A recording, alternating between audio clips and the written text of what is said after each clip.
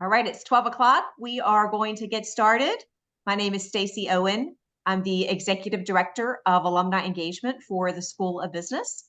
We're so glad that you joined us for today's Executive Leadership Panel, Essential Skills for Strategic Leadership. This is sponsored by the Allegacy Center for Leadership and Character. We have a great lineup for you. Today's session will be moderated by Julie Wayne, one of our faculty members, and the David C. Darnell Presidential Chair in Principled Leadership. And we are recording this session, and we'll send out the recording later on. Julie, turn it over to you. Welcome, everyone, friends and alums of Wake Forest University and the School of Business. I am delighted to be with you all today so that we can learn about leadership from some incredible leaders. As Stacy said, the focus today is going to be on strategic leadership, and we have three phenomenal panelists to share with you. I'm going to ask some questions. We're going to have conversation, and we'll make sure to leave time for Q&A for you at the end. But if at any point you have something, feel free to put it in the chat. Stacy's going to monitor the chat, and we will be happy to make sure you get the most that you can out of this session. So we're thrilled that you're here. I do want to start by introducing our esteemed panelists. You're in for a treat. I've had the opportunity for having several of them, hearing them talk on panels before, so I'm excited to introduce them to you today. First, we have Billy Prim, who is the founder and executive chairman of Primo Water Corporation, which is a rapidly growing provider of purified bottled water, self-serve, filtered drinking water, and water dispensers that are sold throughout major retailers in the US and Canada. Prior to that, he was founder and chief executive officer of Blue Rhino Corporation, the nation's leading provider of propane cylinder exchange. If you've ever used a gas grill, you've probably used Blue Rhino. I know I have. Prior to that, he was the chairman and CEO of American Oil and Gas. He's also chairman of the Dean Prim Foundation, which provides scholarships for students to attend universities in memory of his dad, who served on the Yadkin County School Board. And he's president and owner of the Winston-Salem Dash. So if you're doing anything in Winston-Salem, chances are Billy Prim has had a hand or fingerprint on that. And so we are delighted that he is here. He serves on the Wake Forest Business School Board, as well as Wake Forest Institute for Regenerative Medicine. Also, we have Adam Holtzschue, who has 35 years of professional experience leading multi-billion-dollar businesses in large-scale, complex, and highly regulated operating environments. Most recently, he served as executive vice president at Wells Fargo, where he led the primary banking business for wealth and investment management. His experience, as he'll talk about today, includes managing through various economic cycles, innovating new products, implementing client segmentation strategies, and leading through restructuring and mergers. He was recognized nationally for creating an inclusive culture and leading teams to high levels of engagement. And I'll note that he earned his MBA at Wake Forest. Last but not least, we have Jeff Triplette, who serves as executive in residence for the School of Business at Wake Forest. He is the former CEO of ArbiterSports, also an NFL referee, which has a lot of leadership lessons in and of itself. But he has broad experience and a lot of leadership perspective over various industries, and he has a wealth of knowledge to share with all of us here at all stages of career and levels of leadership. So join me in giving a Zoom warm welcome to our panelists before we jump into our conversation today. Again, if you have any questions, please feel free to put those in chat, jot them down. We'll come back to you before we finish today. So to get us started, again, we're really talking about strategic leadership today. So Billy, Adam, Jeff, whoever wants to jump in first, tell us a little bit how you developed the strategy for your company or business unit. And if for some of you, you've served in a variety of industries and different kinds of organizations, and maybe how did it differ depending on those kinds of things. So just talk to us a little bit about your strategic planning system. Billy, you're off mute, so if you don't mind, I'm going to ask you to go first. Okay, well, thank you. We spent a lot of time trying to understand our purpose and our values. And everything that comes out of planning starts with going back and agreeing that our purpose is still aligned, is still the same. Our value system is the same as what we had agreed to own in the past. Then we move over to what our vision is, we call it our vision for the future, and the strategies to execute those visions that we call about. So to me, a lot of the work is really around forming that purpose, values, and then the vision for where you're going in the future, and getting the team aligned as such. Then the strategies basically just start to fall out of that. There's a lot of areas that you need to go into, whether it's innovation or what we called it. We've got core plus, and then we have new things. And those are how we grew our company. I'll stop there and let Adam and Jeff add something. I'll chime in a little bit. I mean, similar to what Billy said, the way I frame it is, it starts with asking a lot of questions that are centered in values, mission, and vision. What are we here for? What are we trying to accomplish? What do we aspire to be? And ensuring that we've got perspective from all the stakeholders, certainly starting with customers or clients first, but then asking questions of others. How does this benefit or impact employees? How does it benefit or impact the community, the shareholders if you're public, or even if you're not public, regulators if you're in an organization like mine. So it starts with all of those questions, and then it's sort of a logical progression of assessing the external environment and competition, a review of resources and constraints that you might have.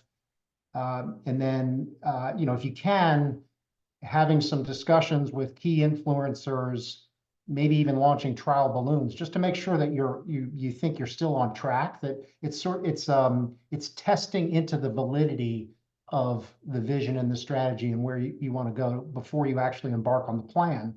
But then it's creating the plan. And you really need to have a codified plan.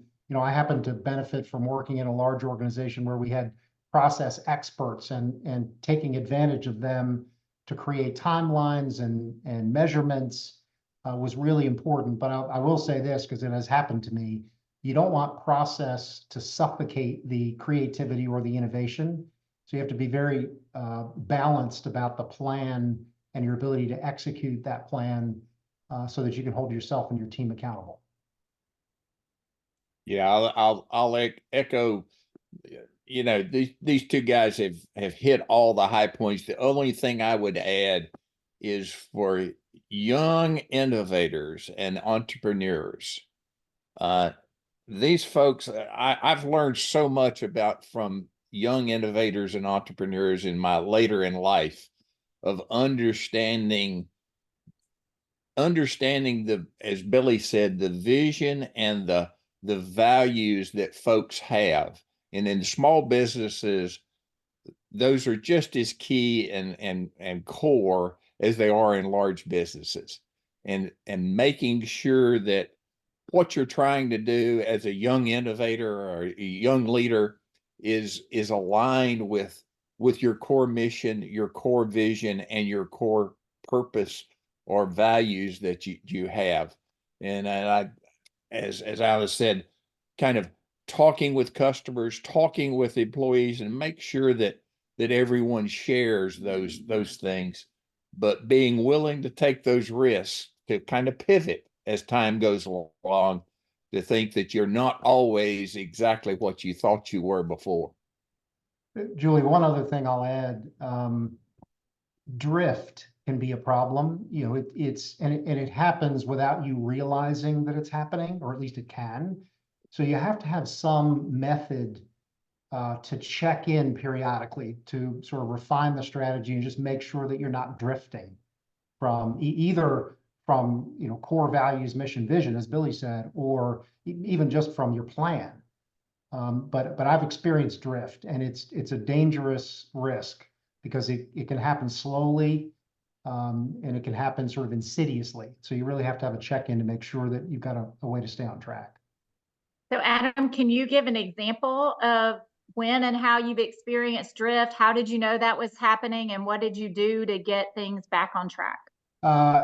So I'll share a story with you that had a lot of drift embedded in it. But we had a very large fee-based business that was faced with, it was a very successful business, but it was faced with declining industry trends. It was a very mature business, sort of inherently resistant to change. And then we had a complementary business that was core for clients, but was underutilized. So as part of that complementary business, there was a specific product that was widely used across the industry, but underutilized by our clients. We were lagging the industry. And for a couple of reasons. The product itself wasn't designed as thoughtfully as it could have been. And then we had client management teams that just didn't really understand the value for clients and how to help clients manage the risks associated with it. So we had this known problem, but we lacked a defined strategy to rectify it. So I'll keep the story as short as I can. So we developed a new strategy, and we made the decision to execute the strategy top down first. So I made a personal pitch to the CEO of the business to gain his buy-in, and then we did the hard work. We assembled a cross-functional team, which was very hard. There was drift associated with that. In fact, probably the longest part of the process, because this was very complex, was pulling together all of the resident experts that we needed to redefine and create this new product. So we assembled the team. We overcame obstacles. The phrase we started using was the insurmountable becomes surmountable. We launched the product. We iterated on product development, but throughout that entire process, there was drift, and we had a very clearly defined plan. So this is an example of something that worked well. There's certainly lots of experiences where it didn't, but this is where it worked well. And the result, I mean, first and foremost, for clients, the new product had exceptionally favorable terms for clients, so they loved it. It was easy for our distribution network to understand it and to process it. It was operationally efficient and scalable. It exceeded our hurdles for risk-adjusted returns. When we took a business that was about 38 million in annual revenue, sorry, a business, it was just that this product was about 38 million in annual revenue, and took it to 400 million in 3 years. But that rapid growth even caught the attention of regulators. So there's a whole side story about working through with regulators to make sure they were comfortable. But clients loved it. It was a great success.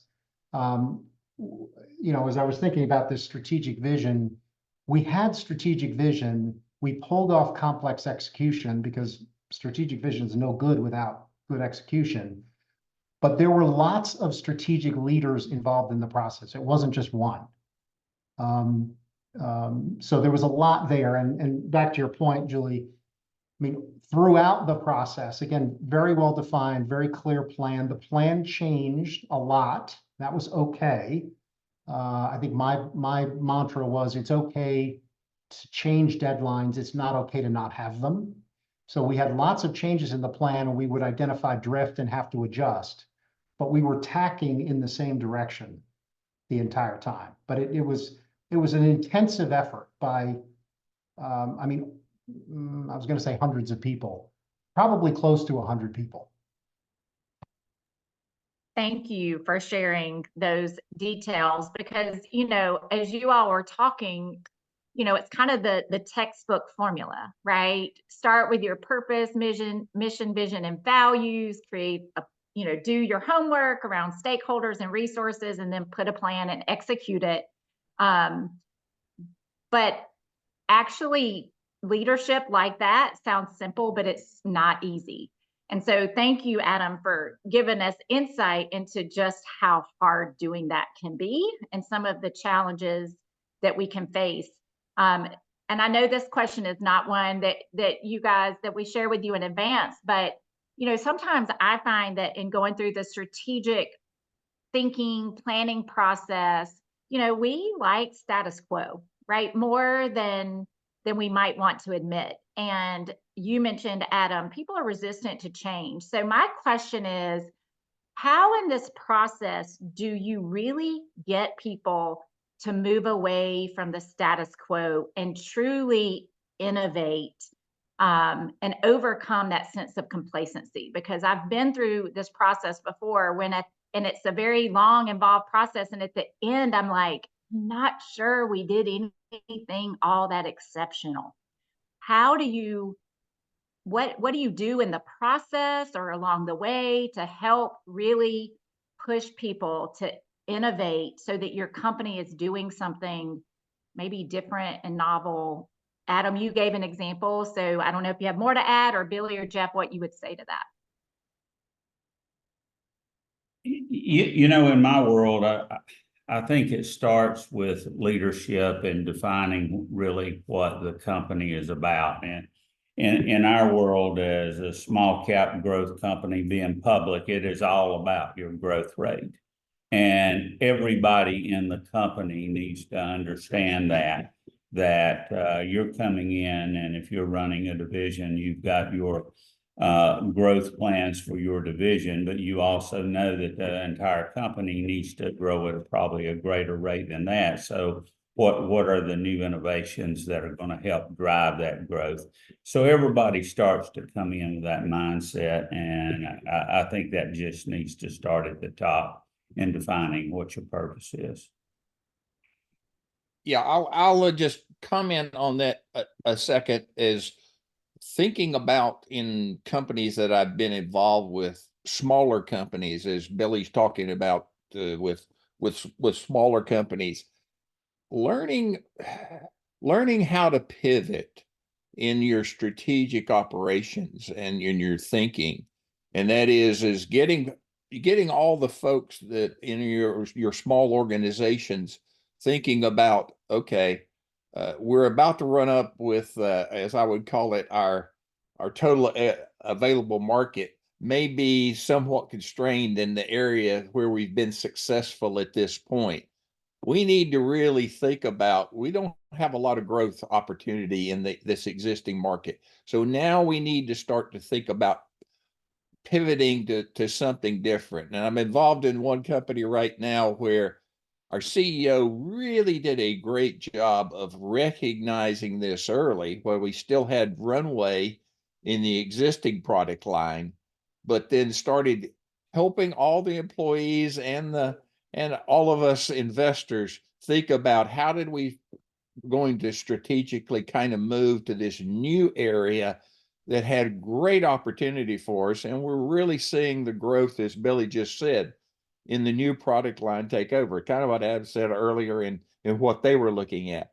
So I think that's an important aspect of real leadership, is looking down the road and seeing, okay, what headwinds are we going to come up against? And do I have the opportunity to tack early to catch the new winds that are coming along? And I would add, Julie, not underestimating how long it takes to bring people along, to educate people about this new perspective or this pivot, whatever it might be. Meeting people where they are, doing the hard work, the digging of meeting with lots of different constituents, either one-on-one or in small groups. I mean, there's a sort of pitchforks and torches effort to make sure that you've got everybody in the community aligned, right? All the constituents aligned, and it just takes a long time. One of the things, because you tend to think about sort of the broader organization that you need to bring along, but you really got to get your management team aligned first.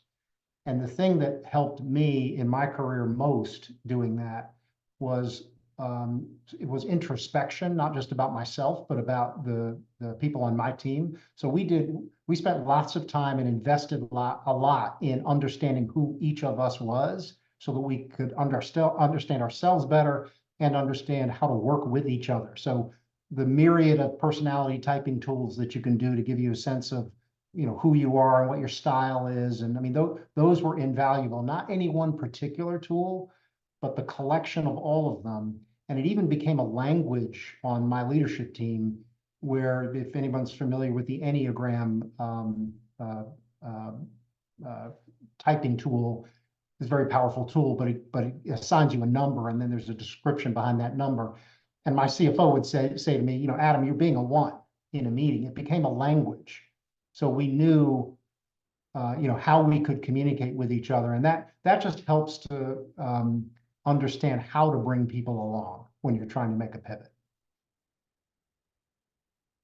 So I guess one thing, and I don't know if anybody on the call is in this boat, but what you're talking about, being able to kind of, Jeff, like, see into the future and anticipate things, that requires mental time and space. And often as leaders, we are so busy putting out the fires in front of us that we can't look ahead. So maybe talk a little bit about how important is it as leaders to carve out time for strategic leadership, and how do you do that? I think we can learn a lot from you answering that question. Hey, Well, Billy, as I tell you many times, and told our students many times, in the young leaders, I said, one of the things you need to learn is you need to set aside 2 to 3 hours every week where you're going to be uninterrupted, and you're just going to think. You're going to think about what you're doing, what your organization's doing, where is it going, and that's uninterrupted time. And it took me a long time to figure that out as a leader. hey, Jeff, I didn't figure it out till I was late in life. So what I heard early on in my career was that you should allot at least 20% of your time as a senior leader to strategy. That's 1 full day a week. There's no way. There's no way. So it happens when you're driving in the car. It happens when you're on vacation, right? It happens in the rare off time. It happens at 11:30 at night. I mean, it's hard. It's very hard. And I tell folks, don't let your calendar and your email box and all that stuff overwhelm you. You just got to make sure. In my personal life, folks said, how do you manage all the things in life? I said, I block time for things. And I just say, that's going to be inviolate. I've blocked what night of the week with my family, my wife, we go to dinner. Those are the things that I set aside. But I set aside time at work and during the week, every week, to just think. And uninterrupted thought is a wonderful thing. I agree with both of you. The thing that I would add is I think there's a role that a good board of directors plays there with a CEO in being able to look at things from a different perspective. I'll give the example. Once we had a division that was underperforming. The outlook was not what we wanted it to be. The board taught me, and we looked at it, and we ended up selling off and killing the division entirely. I could have never got that consensus within the company to do that. That's where a group of outside advisors that are looking at the world environment and how you're performing can help you get away from the day-to-day and think about it in a more holistic perspective. Yeah, that's an excellent point. Jeff or Adam, any other thoughts on what role the board of directors plays in shaping and executing strategy? Well, the board certainly is involved in shaping business strategy, but in my opinion, it's up to the business leaders to develop the initial strategy, present the basis for it, how it will be executed, by when, how it will be measured. My experience is a little different. While I was running a business that was $5.5 billion in revenue and $250 billion worth of earning assets, it was part of a $1.7 trillion organization. So my engagement was really, everything's relative, right? That's a big business, but not in the scale in which I was operating.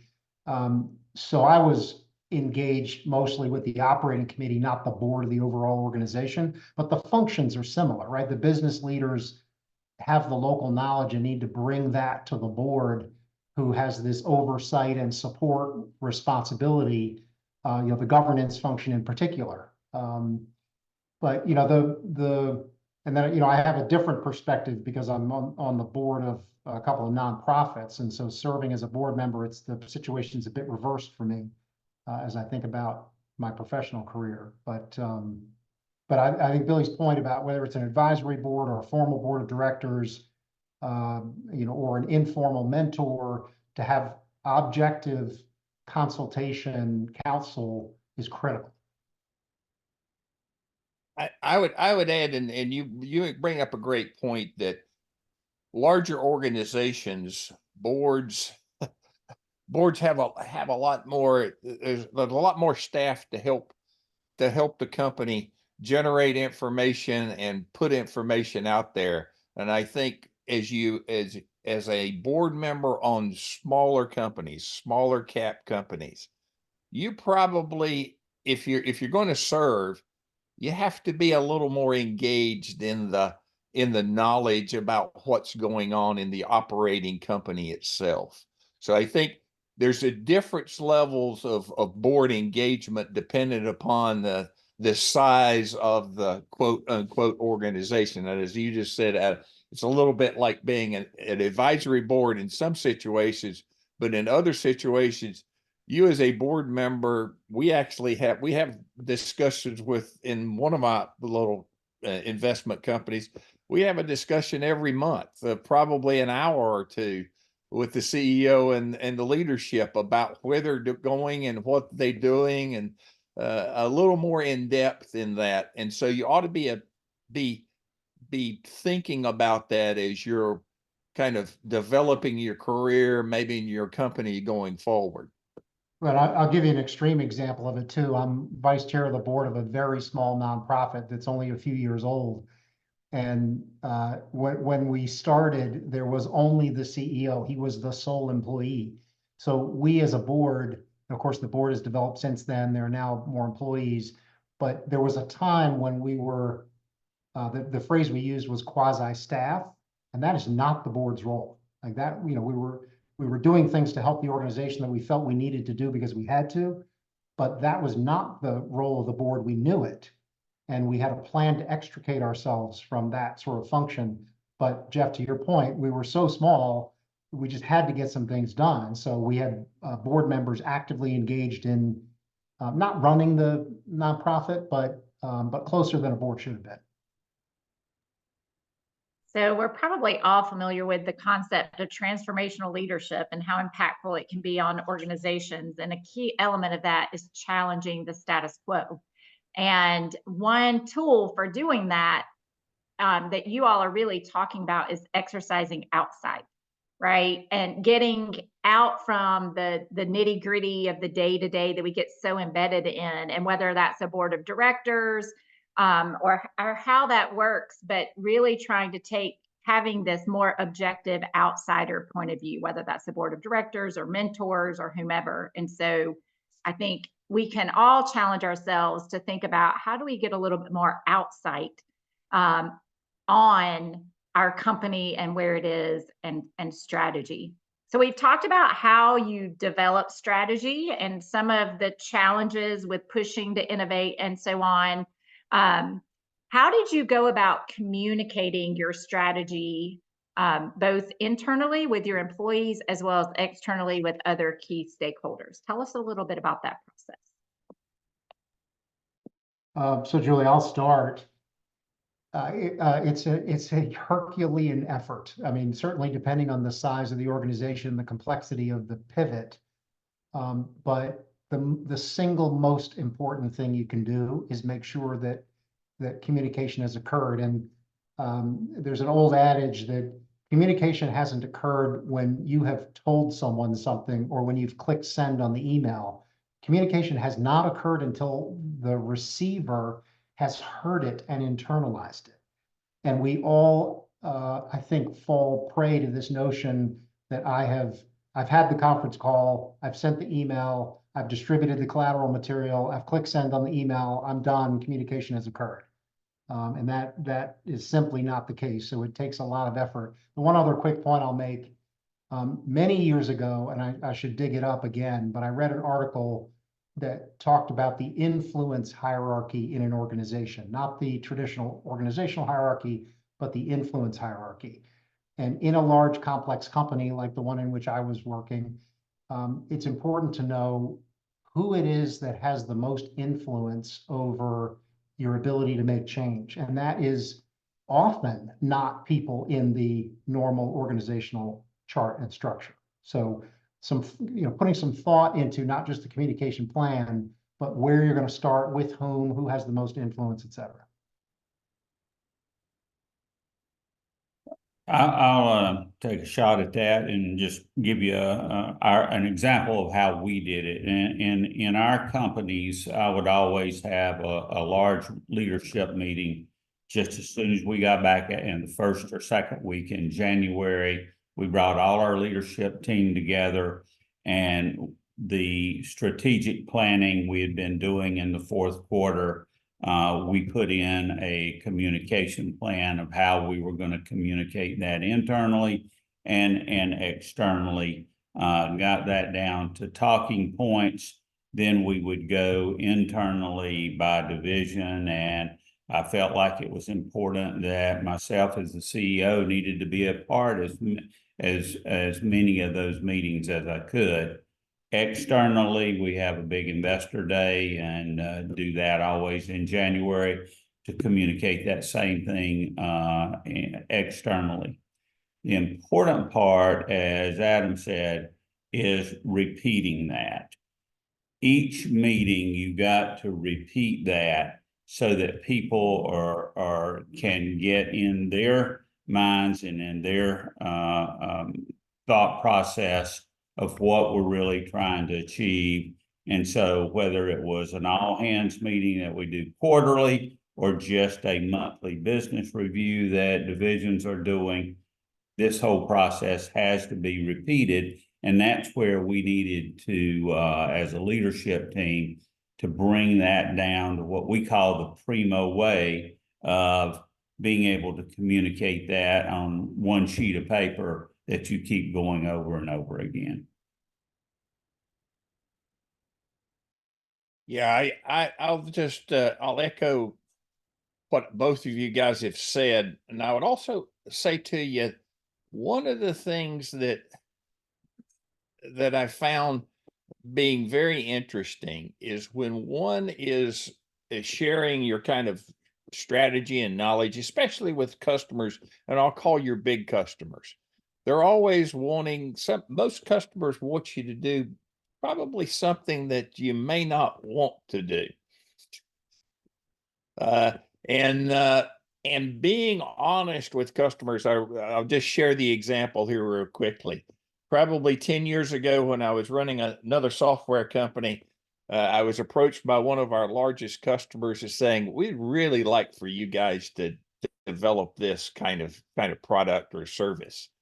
And we thought about it a little bit internally, and I went back to the customer. I says, look, that's probably a good idea, but we really can't make any money doing that.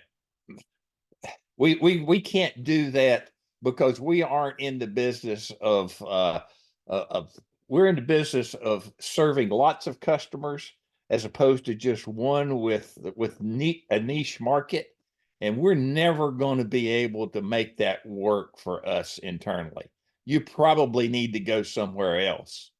And I've just heard back in the last year or last 6 months, that same customer has come back to us and says, you know, Jeff told us that 10 years ago that you would never do this. And you're right. We can't find anybody to do that stuff for us. So we're going to have to build that stuff internally here.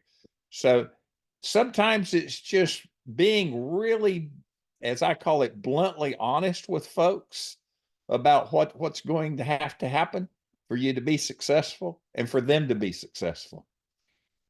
And Julie, implicit in all of this communication is that that you as the business leader or the CEO and your management team, have credibility and trust with the organization, which is an entire webinar in and of itself. Because I inherited a team once that was the most dysfunctional team I'd ever really seen in my career. Very good people, individuals, but a complete inability to work together. And, I think I'm pretty good at pulling teams together, but I pretty quickly realized I could not do this on my own. It was too big a challenge.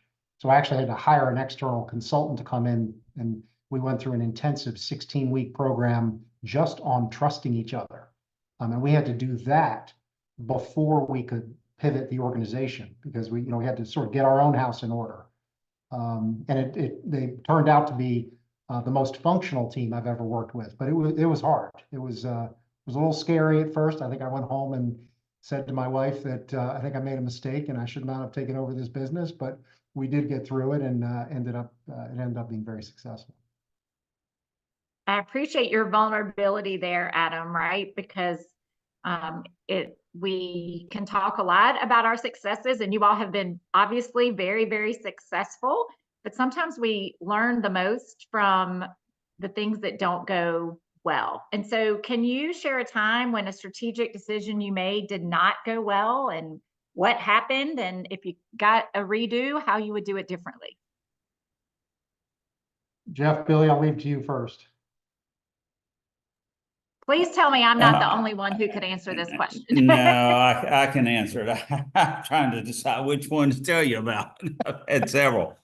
I'll tell you one that was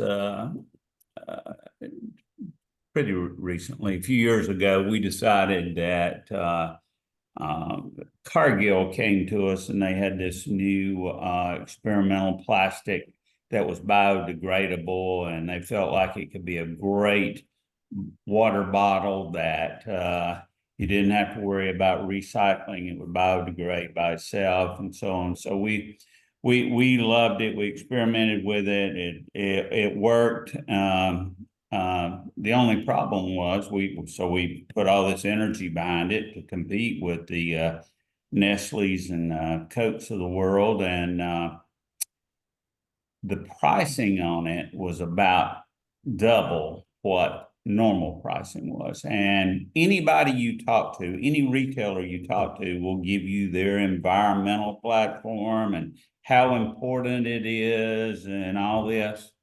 Well, bottom line is they really talk a good game, but nobody really wants to pay for it, including the consumer, who says they are environmentally conscious. However, if it costs any more, they really aren't. We had a very difficult problem, but in the end had to pretty much write off the whole division, and cost us a lot of money, but we didn't do our homework up front. I would tell you that where I have failed more often than not is hiring the best possible people. And in looking at I'm probably bad about 50% in senior executives. But I've hired and I'll just say this. I've kind of learned over the years that it's probably the more that I can back channel folks and get folks to talk about what's hidden about leadership and other leaders and bringing them onto my team. It's kind of what Adam was talking about earlier, dysfunction, understanding if folks can deal with, as I call it, dysfunction or conflict. And probably where I've made my biggest mistakes is hiring folks who had great resumes and said they did all these great things and never really, and started asking the questions later in my life, tell me your biggest failure. I actually want to hire and kind of learn from folks who have had big failures, and I've had some big ones. So that's just a different way of looking thing, especially from a smaller entrepreneur. Yeah, I had sort of, Billy, I couldn't agree, or sorry, Jeff, I couldn't agree more with you. You know, I also have a mixed record in hiring people. I mean, I've hired some amazing people, and the things I'm most proud of in my career are the people who developed into extraordinary senior leaders, but there were some misses along the way, for sure. But, you know, this all sort of culminated for me in this really simple business philosophy that everything starts with good people first, right? Knowing your ABC players, sort of all of that. And then once you have good people, having logical, sound structure in the organization that, you know, good processes, good systems, sort of all the structural elements of an organization. And then if you have really good people and you have logical, sound structure and good systems, all that's left is execution. But where, you know, there are failures in the people side, as we just discussed, I see many more failures actually in the structural side where things aren't aligned. They don't make sense to people. And all of that makes execution harder for people to do. So, yeah, I mean, Julie, I've had, you know, I can think of one particular failure where the team had developed a new product and spent $2.5 million developing the product. It hadn't even been launched yet, only to discover that there was a product with about 80 or 85% of the capabilities that already existed in an affiliate of the organization. It was sort of this myopic miss. And so we abandoned the product. I mean, we'd spent $2.5 million and we abandoned it, which was the right decision, but it was not an easy decision given all the investment that had been made. So I'm curious, Billy and Adam, right? I mean, that's some big dollar signs, right? That you're talking about, and you're talking about selling off or abandoning like a whole line of business. How do you know when to pull the plug, right? Because Billy, you're making the point, right? We're talking about competing values, right? If you ask people, they say they value the environment, but you also have to figure out how that affects revenue and costs, and are you know, consumers willing to pay double for it? And turns out not, right? How do you know when to pull the plug on some of these things versus continuing on a path that's sounds, you know, not going so well? That's tough to do, right? Because that has to admit, I mean, that's tough. I mean, imagine if this were the Zoom call where I was telling you that we had spent $2.5 million and we were abandoning the product, right? That was not an easy call. The decision, sorry, Billy, I'll let you answer this, but you know, in my experience, the decision isn't hard. Like knowing what to do isn't hard, but actually doing that thing is hard, if that makes any sense. Yeah, in our case, and the way I always say is, number one, you can't surround yourself with a lot of yes men. You have to have people in the organization that are willing to stand up and say, you know, this isn't working. I know it's your pet project, and I know, you know, you've got to have people that are willing to stand up and to say that. And like me, in a public company, you got plenty of feedback. It's just being able to filter that, but you'll know pretty soon when the public doesn't like how the performance is or whatever, and you have to justify that every day. So I think for the people out there that are operating a private company or a smaller company, I think the main thing is that you have some objective people that aren't scared to speak their mind and tell you when things aren't working. That's important. Hey, Julie, the only other thing I would mention is, at least in my experience, the failures were not failures of vision. They were failures of execution.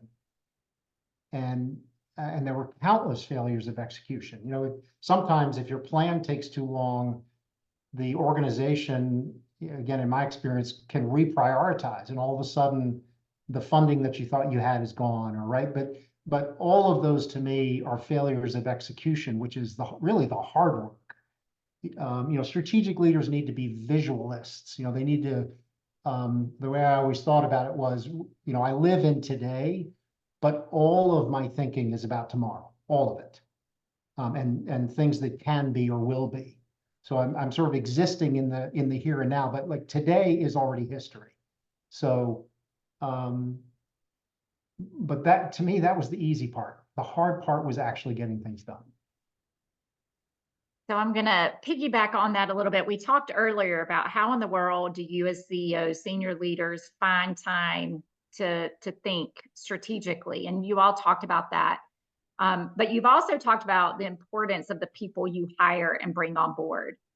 What tips or advice do you have in terms of either hiring people who can think and act strategically, or preparing those of us kind of, you know, in entry or mid-level management roles? How do we get out of firefighting mode and get into that mode of thinking and acting strategically? And what do you consider the characteristics of a entry or mid-level strategic leader? You know, Jeff said something earlier that was a tool that he was using that I learned later in my career than I wish I had. And it's very simple, and that is blocking out time. And it's the simplest of concepts, but if your calendar is available to others, or they can somehow get access to it, you know, mine was never available, but people would book time, right? And if you don't block time, if you don't do what Jeff said, if you don't actually make an effort, then you're really going to struggle to find the time to be able to think strategically and to get away. There's also a physical separation. I mean, this sounds sort of simple and mundane, but going for a walk and clearing your head is incredibly helpful, especially in the midst of a busy, hectic day or week. But I mean, I'll stop there for a second. Billy, you have anything you want to add? I would add, and just giving you personal examples. For me personally, I spent a lot of time doing that when I was traveling with industry associations and so on, because what I'm always thinking is how we compare with other people in my industry, or how we may be different, or how we could be different. And so it gives you a lot of time to do that while you're traveling with some of these industry associations. So as far as the second part about how you hire mid-level people that are strategic and so on is, I think Adam mentioned Enneagram, or we did strength finders or so on. You need to understand who the people and the personality traits on your management team are, and then fill in the gaps of what you've done, because it can easily tell you who's strong in strategy and who's strong in execution and so on. And you need to make sure you have a balanced team around you, and you can learn how to fill some of those holes by just understanding the personality types that you have.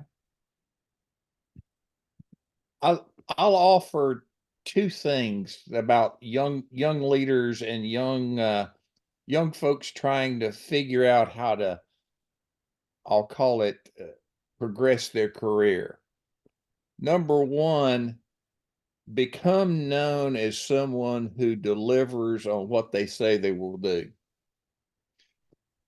It is amazing the number of folks that talk a nice game, but aren't deliverers.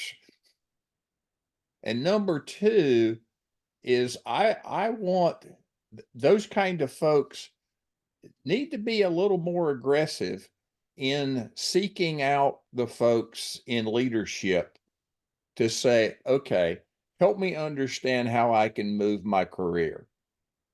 Help me understand what I need to do. And I'll give you the example that's very close to home to me. It's that my daughter, she's in her mid-30s right now, in a in a public company, served at Deloitte and Touche, served at several different companies, but in an organization now, and we're talking a little bit about her going back and getting an MBA. She's already got her master's in accounting and that kind of stuff. But I said, what is it do you want to do? She says, well, ultimately, I want to be a CFO and maybe run an operation. And I said, well, have you talked to the CFO of your company? Have you tried to get on their calendar to talk about what was it that helped them get to where they were? I'm very interested in younger leaders who are inquisitive and want to reach out and ask those questions. That tells me that they're thinking, and they're thinking about what it is I need to do to expose myself to other folks in other roles. And I'll leave it to the other guys to add anything to that. The other concept that I like is the distinction between mentors and sponsors. We talk a lot about mentoring people, but when you are sponsoring someone, and if you are a young professional and you want to advance your career, mentors are helpful, but what you really need to find is a sponsor, someone who will advocate for you to advance your career. And that's maybe a fine, but I think important distinction between a mentor and a sponsor.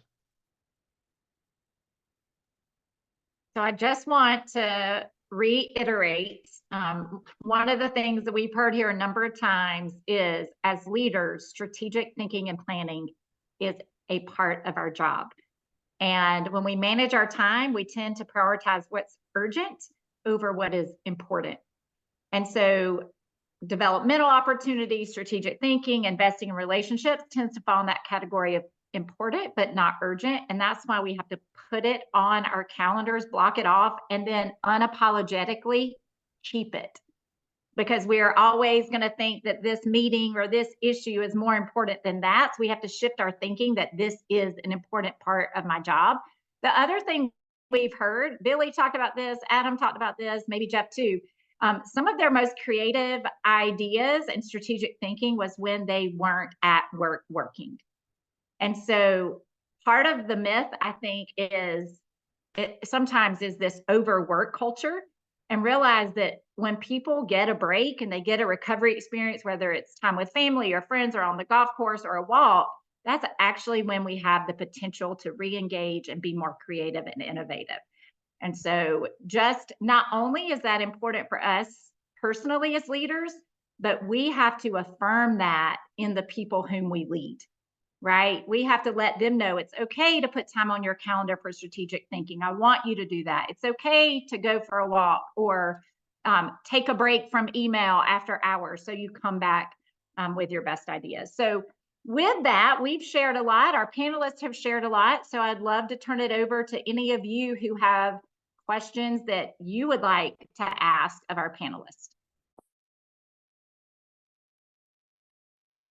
I'm happy to ask a question. Thank you guys. This has been really interesting, Billy and Jeff. So thank you for your time. And Adam, one quick question I had is, what do you, when you're thinking of what your vision is going to be and then moving towards the planning phase, what's the balance of like, I'm just trusting my gut instinct. Like I have a feeling about this. I believe this is going to work versus I need to do a lot of analysis and get a lot of data. Like how do you balance those two pieces of it? So it's yes to both, Lauren, right? And by the way, the opposite is also true. If it looks like there's data that supports something, but your gut is telling you something else, there's got to be a way to reconcile it. And I think it's important to do both because you have people who absorb information differently. And there will be people who will share your sort of emotional connection to the vision. And then there'll be others who want the data to support it. You're going to need both to get the organization aligned. And sorry, one last quick thing. What you might find when you're doing the research, whether it's data driven or not, you might find something that either hopefully validates your gut, but you might find something that refutes it. So it's important to do the work. I would agree. I would agree. You know, all of us have gut instincts, and especially as CEOs and especially in smaller companies, we need to make sure we're communicating that to our entire group, that this is just my gut instinct. What do you say? What does the data say? What do you think? And to get a lot of opinions on that before we just react on our own gut instinct. But it does play a role, I promise you. Rob, I saw you asking a question. Yeah, Rob Thomas, Legacy, Charlotte. This is great discussion. I'm involved with a nonprofit, and I see a lot of corporations. I'm over commercial.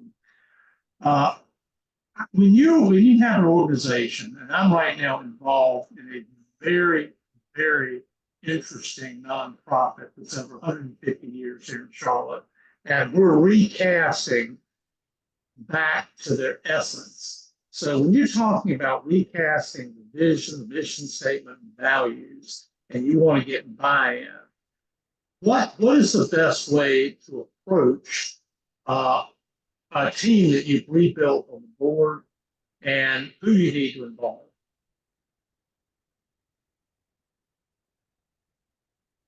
Let me let me take a stab here. Having been at Duke Energy for a number of years, one of the things that I was so impressed with JB Duke and the Duke Foundation is in his founding of the foundation, he requires, as part of the foundation's board, every year they go back and they have required to read aloud his indenture, which outlines what he set up that foundation to do. And there were 4 areas. You know, it was education, healthcare, rural Methodist churches of all things, and what they called the worn out preachers fund, which was the initial pension at time. But I think sometimes we don't, especially in nonprofits and older nonprofits, sometimes we need to go back. And I think JB Duke did that great. He requires the trustees to every year read his indenture to understand what his vision was in setting that thing up. And I think companies could probably do well to go to do the same thing with their organizations. That's a very good point. I think that, Stace Lee and Bill Lee were big time into that as well. So I think that's a great angle, and for companies. So thanks. So we have time for one last question, and Ashley has put in the chat, what advice do you have for getting a sponsor? Is it as simple as asking someone to do it, or is that up to the leader to decide? What do you guys think? Getting a sponsor, aside from having a formalized program, which we did develop over time, a formalized sponsorship program where we matched people. Probably the first step is to let people know that you're looking for a sponsor. But I think I would think, sorry, who asked the question, Julie? It's Ashley. Ashley, okay. Ashley, I would probably think about the people in the organization that are most influential or could help you the most. I would develop a relationship with them if you think they would be a good sponsor, and then I would ask them. Jeff talked about his daughter as a great example of, go talk to the CFO, go develop a relationship with the CFO if that's what you want to become. But I would be very clear about your intent. We didn't talk much about that today. One of the things I love about having meetings is being very clear about the intent of the meeting so that no one is confused about where you're going or why you're there. And I would be very clear about your intent, that what you're looking for is someone to help you advance your career. All right, so in our last minute, I'm going to do my best to summarize. There's so many takeaways, so forgive me if I don't capture them all well enough, but we really started talking about strategy and strategic leadership begins by knowing your purpose, your vision, your values, and your mission, and pushing people to innovate in terms of strategy by using board of directors or other sources of insight and outside. Being crystal clear about what's in your lane and what's out of your lane. Be willing to take risk and know that you will make mistakes. Sometimes they might be costly. Create a strategic plan, take steps to avoid drift, communicate. It's all about people, knowing yourself, knowing who you're leading, whether that's their personality, their values, the importance of credibility and trust, and the influence is not always in the org chart. And so with that, thank you all for being here. Thank you especially to our panelists for sharing your insights and wisdoms today. Have a great afternoon, everybody.